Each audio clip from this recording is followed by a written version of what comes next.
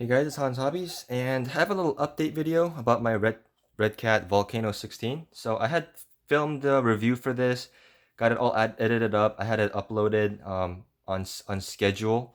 I had it scheduled to release a few days ago, but I have held off on that because someone in one of my YouTube video comments mentioned to me that they were having a issue with the electronics, and so I wanted to investigate. And uh, I don't know if it's a coincidence or whatever, but I had that exact same issue that that guy was talking about. So, in my initial review video that I had originally made, I was going to publish. I was pretty happy with the truck overall. I had a little bit of an issue where the truck had a little bit of delay in the throttle response, similar to my ECX Ruckus, but a lot worse than that. But otherwise, I was pretty happy with it, so I was gonna wholeheartedly recommend this truck for you guys. But since I'm having this new electronics issue, it warranted a bit more investigation. I contacted Redcat about it. I had a suspicion that maybe the truck isn't actually waterproof because the HPX or high boxing version claims that the electronics are splash proof, but I don't that definitely doesn't mean it's waterproof. So I suspect it's because the electronics aren't fully waterproof. That's why people are having that issue. But so I'll take the body off real quick. Because I have made a couple changes to the truck. So the electronics, as some of you know or have seen in some of my other videos, they're not strictly hobby grade. So the servo is a 5-wire servo. The ESC is a 2-in-1 ESC receiver combo, and the motor is a kind of a proprietary like 390 size motor with a weird connection on it. So yeah, I went and tried to drive it that day when I found that issue. I tried to go out and drive it again, and the truck was almost undrivable. It would brake at random times. It would not respond at random times. So basically, what would happen is if you pull the throttle trigger slightly, like because it's digitally proportional, so you can do it very slowly. If you pulled it slowly and like was at the very beginning of that throttle range, the truck would go reverse. Would just drive in reverse. And then not until you've pulled it more than halfway in, it would return to going forward. And it wasn't the radio being the throttle trim being reversed or anything, because in that same stroke, without letting go of the controller, like beginning of it would go reverse, and then fully in it would stop and then go forward again. So it's very strange. And then if you try to control it by like modulating your throttle, the truck would get confused and try to go reverse and go forward, and it would end up braking and then like and then try to going again, stuttering, and it was really almost undrivable. So that's pretty disappointing since this truck is not even that old, and I haven't even driven it that much. I've only driven it for the review a few times. But other than that, like it was a shared driving experience between the high boxing and this one. So the electronics on this one didn't get exclusively all the runs on it.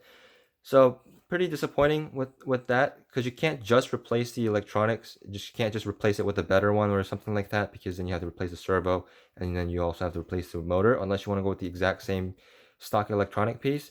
And with how that stock one glitched out, there's a high chance that the other ones would glitch out, especially since I'm not the only one that had this issue. So I really wanted to change it out with something else. And I pulled out the electronics out of my ECX 1/18 scale Ruckus, and fortunately, those parts do fit in here. But that does obviously raise the price of this thing, and kind of the value of it goes away, because the whole point of it was a RTR 16 scale monster truck, fully ready to run for $100 for $99. But if the stock electronics go out on it, you have to replace everything. And being as cheap as possible, 2-in-1 ESC receiver like this is gonna be probably, um, even if you get like a Chinese one, probably at least 40 to 50 bucks for one of those. The servo is gonna be like 20 to 30 bucks for one of these. The motor is gonna be like another 20, 30 bucks, maybe 10 bucks or so, but depending on what you get. But still, that's a lot of money. It almost puts this truck at $200 or the price point of some of even Redcat's better trucks, more well-known trucks. So the value kind of goes away there. So I'm kind of having to reevaluate my review, maybe changing my recommendation on it. So we'll have to see on that. But I wanted to go over what I did to it. Fortunately, it seems like standard size, like mini size servos, similar to the ones that come on the Traxxas 1/16 scale and then the ECX 1/18 scale vehicles, that sort of mini size servo, that does fit in here pretty well. But you are going to have to cut off the ears for where the screw would mount to them, because it uses this Y brace to mount the servo on. So you do have to cut that off, which means that servo will now be no longer be available to use in anything other than this truck. So if you want to modify a servo to fit, make sure you want to keep it in this truck. This is just a Spectrum servo, the stock servo that came in it. It's equally slow, but it's a lot more powerful, and it's a standard 3-wire connection, so it's a lot easier to replace. The servo saver I also replaced with the stock one that came on the ECX. So this is the ECX servo saver. I just like this design of servo saver a bit better, so I decided to put that on there. That also fits pretty well, so that's good news. It doesn't really have any other interference issues or anything like that, so that's good to see. The ESC receiver combo is also the same one out of the ECX. It's the Spectrum one. The unfortunate thing about this is the fact that it's nickel metal hydride only. There is no LiPo cutoff on this controller, so that's a problem because they don't make nickel metal packs that fit into this battery tray. So you have to use the standard battery that comes with the Redcat, and then run a LiPo alarm yourself, or a cutoff, external cutoff yourself, so you don't damage your batteries. So maybe if I find a different ESC receiver combo or something like that that will fit in here, maybe I'll do that. Another easy thing you can do is just go with a brushless conversion with a 380 size motor, because this is a 380 size Tamiya Sport Tune motor, and it does fit. The 380 size motor does fit into the stock motor mount, so that's good. So a lot of motor choices there. A lot of these mini brushless systems tend to be 380 size anyway, so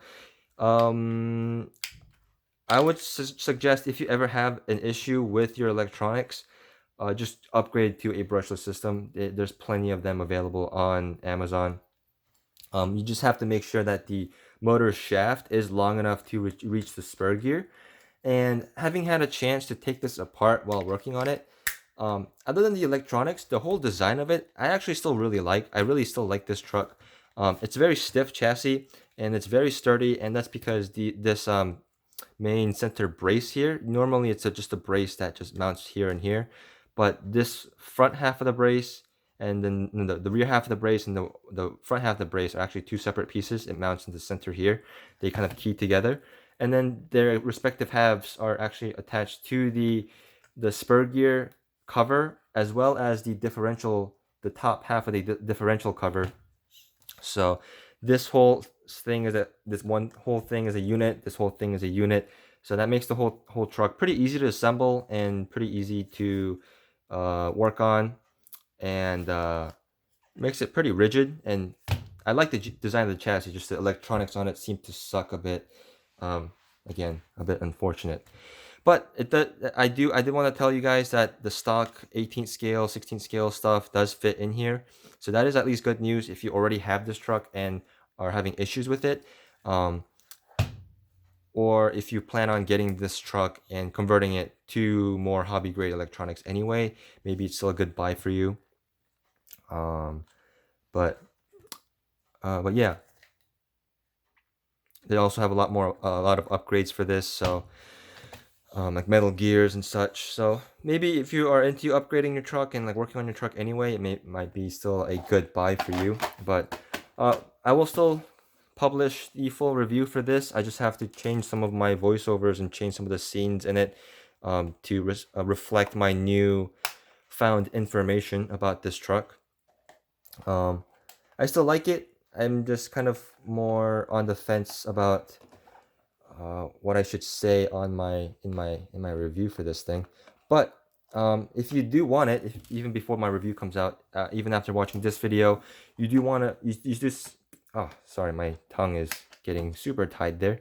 But if you do still want this truck for whatever reason, you can justify yourself getting this truck. I lost that body clip. I will include a affiliate link for this truck in the description for this video, so check that out. That link will help out my channel if you do decide to get this truck. So that is available for you guys. For now though, that is it for this in this video. So watch out for that full review video that's coming out.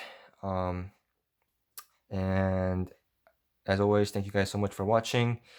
Leave me a comment of if you had the same issue. Leave me a comment in this video telling me what issues you had, and that'll be good input for me to give to Redcat. So thank you guys for watching, and I will see you guys next time.